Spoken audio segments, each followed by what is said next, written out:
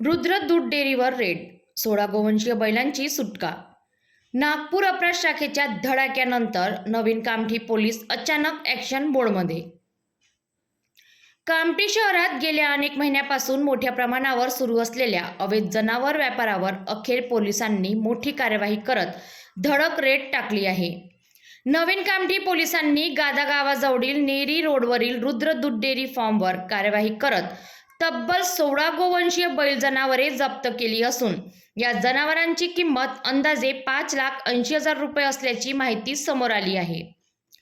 पोलिसांनी दिलेल्या माहितीनुसार या जनावरांना चारा पाण्याची कोणती व्यवस्था न करता कत्तलीच्या उद्देशाने क्रूरपणे बांधून ठेवण्यात आले होते. पोलिसांनी तात्काळ कारवाई करत सर्व जनावरे ताब्यात घेऊन त्यांना सुरक्षित पालनपोषणासाठी गोसेवा समिती कामठी येथे जमा करण्यात आले. मात्र या कार्यवाहीनंतर आता शहरात एक मोठा प्रश्न चर्चेत आला आहे. हे सर्व अवैध धंदे मागील अनेक महिन्यापासून सुरू होते, मग पोलिसांना आतापर्यंत दिसले नाही का?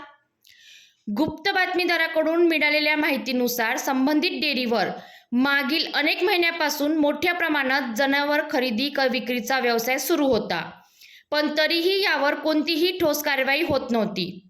दरम्यान गेल्या काही दिवसात नागपूर अपराध शाखेने कामठी शहरातील विविध अवैध धंद्यांवर सलग धडक कारवाई सुरू केल्यानंतर आता नवीन कामठी पोलीस स्टेशन प्रशासनही ॲक्शन मोडमध्ये आल्याचे दिसून येत आहे.